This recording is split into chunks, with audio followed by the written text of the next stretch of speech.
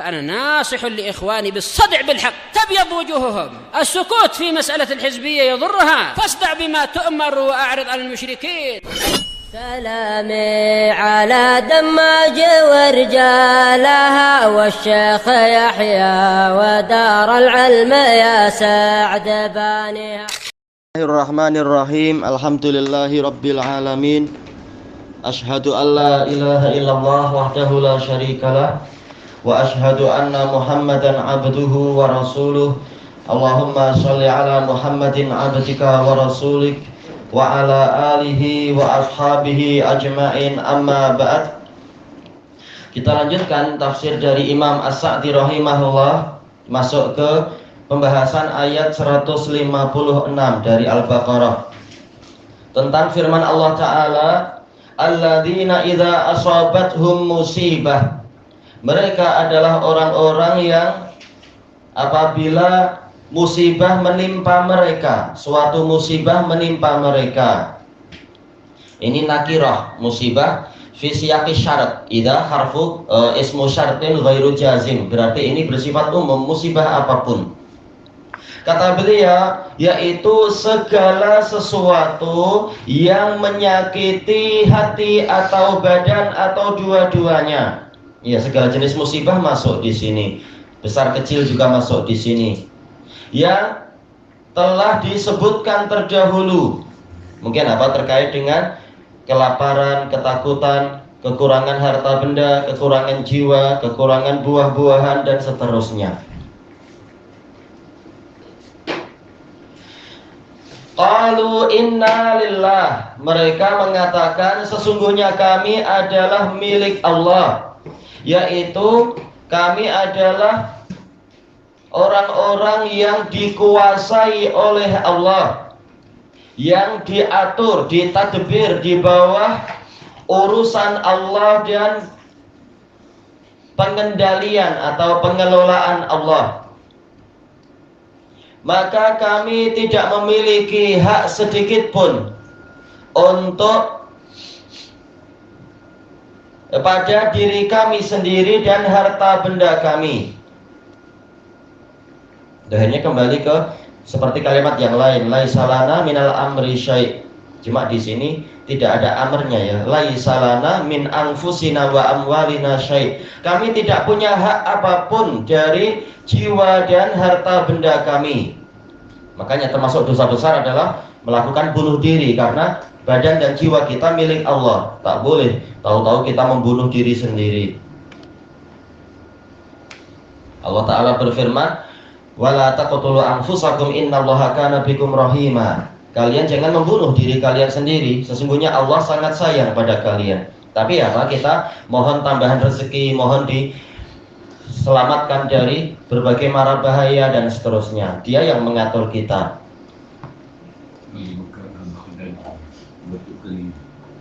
Oh, orang-orang ISIS. Abu Bakar al-Baghdadinya pemimpinnya sekarang. Letakkan diri dalam taung dengan dua anak. Mau ditangkap semula tahu apa. Akhirnya ujung-ujungnya gitu lagi. Ya, daripada menyakiti kaum muslimin biar dia mati. Tapi matinya dengan dosa lagi, ya, bunuh diri. Naudzubillah.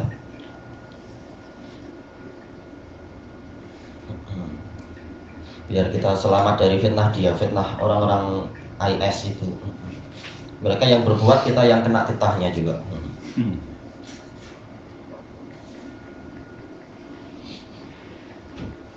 Kemudian disebutkan di sini, kata beliau dalam menafsirkan ayat tersebut, maka apabila Allah mencabar kami dengan sedikit saja dari cabaran-cabaran tadi, berarti Zat yang paling penyayang terhadap para makhluknya atau para hamba sahayanya, ya lebih tepat para hamba sahayanya, dia telah mengatur ini. Jadi ini adalah hasil dari pengaturan Allah kepada para hambanya dan pada harta benda mereka. Maka tidak ada bantahan sedikit pun kepada dia. Ya, ini hak dia. Bahkan termasuk dari kesempurnaan peribadatan hamba sahaya adalah dia mengetahui bahwasanya terjadinya bala bencana itu datangnya adalah dari si pemiliknya, dan yaitu dari zat yang maha penuh hikmah, yang mana dia itu lebih sayang kepada para hambanya daripada dirinya sendiri. Maka pengetahuan tadi mewajibkan hamba tersebut untuk meridhai apa saja yang datang dari Allah dan mensyukuri Allah atas pengaturannya tadi, karena inilah yang terbaik untuk hambanya walaupun hamba tersebut tidak menyadarinya. Sebagaimana anak kecil mungkin marah-marah, kenapa siang hari tak boleh naik basikal, kenapa waktu hujan tak boleh naik basikal, kenapa waktu maghrib tak boleh keluar rumah. Mungkin dia merasa terkekang, tapi orang yang lebih dewasa dan berilmu tahu bahaya-bahaya di waktu itu. Siang hari mungkin cuaca terlampau panas mungkin, atau orang tuanya tak sedap tengok anaknya jadi hitam-hitam misalkan, atau apa, misalnya demi kebaikan anaknya intinya. Padahal orang tua tetap dia itu ilmunya sangat terbatas, masih manusia biasa, tapi dia memiliki kebijakan yang terkadang anak kecil tidak paham. Lalu bagaimana dengan Allah Ta'ala yang paling berilmu, paling penuh hikmah dan paling penyayang? Jelas kita lebih layak untuk, lebih wajib bahkan untuk baik sangka kepada Allah, bahwasanya pengaturannya itu adalah yang terbaik untuk kita. Kehidupan kita bagaikan apa istilahnya, roda, bagaikan tayar, kadang di atas, kadang di bawah, Allah yang mengatur. Kalau di atas terus mungkin kita jadi sombong, jadi lupa diri, jadi lupa bersyukur.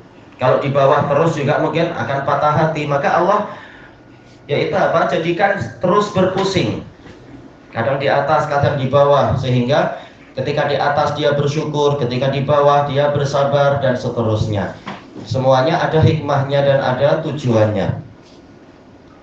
Kata beliau, bersamaan dengan bahwasanya kita ini adalah para hamba dari Allah Ta'ala, yaitu kepunyaan Allah Ta'ala, maka kita ini juga akan kembali kepadanya. Namanya apa? Milik dia. Suatu saat kita memang akan kembali kepada dia lagi pada hari pengembalian, hari kiamat. Maka tempat pembalasan seluruh orang yang beramal, atau ini dohirnya famajas, ini kembali ke hari kiamat. Maka hari kiamat itulah tempat pembalasan setiap orang yang beramal sesuai dengan amalan dia. Majas di sini bukan gaya bahasa, tapi tempat jaza, tempat pembayaran, pembalasan. Apabila kita bersabar dan mengharapkan pahalanya, kita akan mendapatkan pahala kita banyak sekali di sisi Allah, bahkan pahalanya tanpa batas, pahala sabar atas seluruh perkara. Akan tetapi apabila kita berkeluh kesah dan marah-marah, kita tidak akan mendapatkan bagian kecuali kemarahan dan luputnya pahala. Sehingga maka keadaan hamba yang mana dia itu adalah kepunyaan Allah, dalam keadaan dia akan kembali lagi kepada Allah, ini termasuk sebab yang paling kuat untuk hamba tersebut bersabar, tahu dirinya milik Allah dan kembalinya juga kepada Allah. Maka pengaturan Allah disikapi dengan apa? Bersabar. Lalu Allah Ta'ala menyebutkan, ini sudah kita baca belum? Iya, ayatnya dibaca, berarti langsung masuk ke tafsirnya. Kata beliau di sini, ayat ke 157, ulaika, mereka itu, ini adalah isim isyarah, yaitu orang-orang yang disifati dengan kesabaran yang disebutkan itu, alaihim sholawatun mir rabbihim, mereka akan mendapatkan sholawat-sholawat dari Rabb mereka. Mungkin perlu itu, biar apa? Biar sambil nulis kah, sambil baca apa? Belajar menulis Arab kah apa? Makna dari sholawat adalah sanjungan dan tanwih. Tanwih itu pengiklanan, yaitu apa? Dipopulerkan tentang keadaan mereka. Seandainya beliau lengkapi lebih bagus. Yang namanya sholawat sebagaimana yang dinukilkan oleh Imam Al-Bukhari rahimahullah dari Abul Aliyah, sana'ullahi ala abdihi indal mala'il a'la, sanjungan Allah kepada hambanya di hadapan para makhluk yang ada di sisinya. Malak yaitu makhluk-makhluk yang sangat mulia di sisi Allah, asyraful qaum, yaitu para bangsawannya. Wa rahmah, dan mendapatkan rahmat, yaitu rahmat yang agung. Tapi dari mana beliau menafsirkan rahmat adalah rahmat yang agung? Padahal tak ada naat agung di sini. Dohirnya adalah dengan apa? Dengan pola tangkir, nakirah. Diberi nakirah. Kenapa?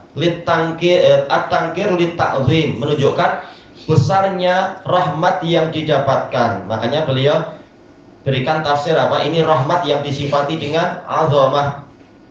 Dan termasuk dari rahmat Allah kepada para hambanya adalah Dia memberikan taufik kepada mereka untuk bersabar, yang mana dengan itu mereka akan mendapatkan kesempurnaan pahala. Iya, kesabaran pun taufik dari Allah. Wa ulaika humul muhtadun, dan mereka itulah orang-orang yang mengikuti petunjuk. Bukan sekedar diberi petunjuk, tapi juga mengikuti petunjuk. Karena muhtadun isim fa'il di sini menunjukkan mereka berbuat sesuatu. Ihtada yaitu mengikuti, mau mengikuti petunjuk. Siapa mereka? Kata beliau, mereka adalah orang-orang yang mengetahui kebenaran.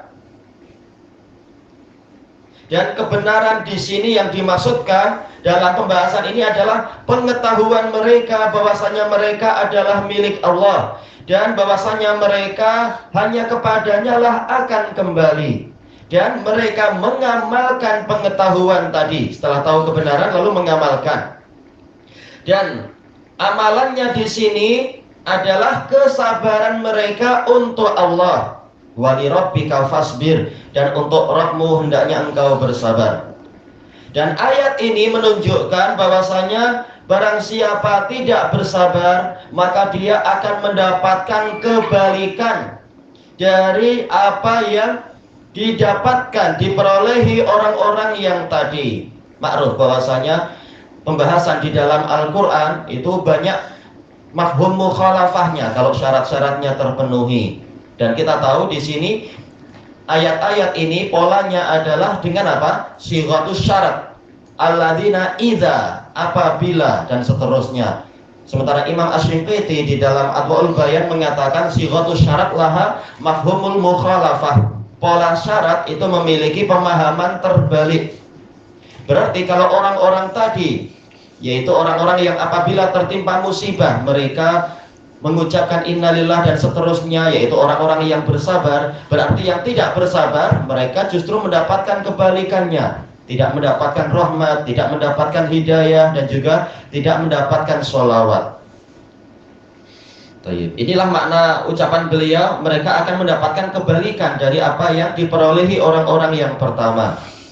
Maka dia akan mendapatkan celaan dari Allah, bukan sanjungan, malah celaan. Juga mendapatkan hukuman. Kebalikan dari rahmat adalah apa? Yaitu laknat. Tapi beliau tidak terang-terangan mengatakan laknat, karena terkadang tidak sampai laknat kan. Tapi hukuman itu ada, naudzubillah. Dan mendapatkan kesesatan serta kerugian. Maka alangkah besarnya perbezaan di antara dua kelompok tadi, orang yang bersabar dan orang yang berkeluh kesah. Dan alangkah sedikitnya keletihan orang-orang yang bersabar. Jelas kesabaran itu pahit dan letih, tetapi hasilnya itu bagus. Sebagaimana syair yang sering disebutkan oleh Syekh Yahya itu, as-sabru murrun wa huwa hullu was-sabru la yatrukuhu al-khurru jauharatus sabri lahazinah tahsuduhu al-yaqutu wad-durru. Beliau mengatakan apa? As-sabru murrun wa huwa hullu, bahwasanya kesabaran itu pahit tetapi dia itu manis. Was-sabru la yatrukuhul khurru, kesabaran tidak ditinggalkan oleh orang yang merdeka. Jauharatu sabri laha zinah. Inti dari kesabaran itu memiliki keindahan. Tahsuduhul yaqutu waddurru, yang didengki, diirikan oleh mutiara-mutiara yang besar dan mutiara yang kecil. Berarti apa? Kuncinya adalah sabar. Memang letih, pahit, tetapi hasilnya akan sangat indah, lebih indah daripada berbagai jenis barang-barang mulia, batu-batu mulia ataupun yang lainnya. Misalnya, oh marhaban. Bila tiba dari mana? Kelantan. Ada dari kampung Bekasi. Baik, insya Allah diberkahi. Salam. Kemudian Imam As-Sa'di setelah mengatakan alangkah sedikitnya keletihan orang yang bersabar, yaitu dibandingkan dengan orang yang tidak bersabar, dan alangkah besarnya kepenatan orang yang berkeluh kesah. Ya, kalaupun dia berkeluh kesah, orang yang dicintai yang pergi tak mungkin kembali lagi. Tak ada alat untuk kembali ke masa lalu, menarik dia kembali ke sini, tak ada pola itu. Dan juga apa? Pahalanya hilang karena dia tidak bersabar. Berarti apa? Kuncinya memang bersabar. Maka kedua ayat ini, ayat yang mana berarti? 156 dan 157 ini mengandungi tautinin nufus. Tautinin nufus yaitu apa? Pemantapan jiwa, persiapan jiwa untuk menghadapi musibah-musibah sebelum musibah itu terjadi, agar menjadi ringan dan menjadi senang, menjadi mudah apabila musibah itu berlangsung. Memang apa? Perlu ilmu agar kita bersiap-siap. Kalau tidak ada persiapan dan tidak ada ilmu, ketika datang musibah, mungkin apa? Kita akan kebingungan, akan stres dan salah langkah. Dan juga apa? Agar kita mendapatkan penjelasan tentang apa yang berkebalikan dengan itu. Berkebalikan dengan apa? Berkebalikan dengan musibah. Apabila musibah itu terjadi, kebalikannya apa? Kesabaran. Yaitu cara menghadapinya adalah dengan kesabaran. Dan ayat ini juga mengandungi penjelasan tentang apa saja yang akan membantu kita untuk bersabar.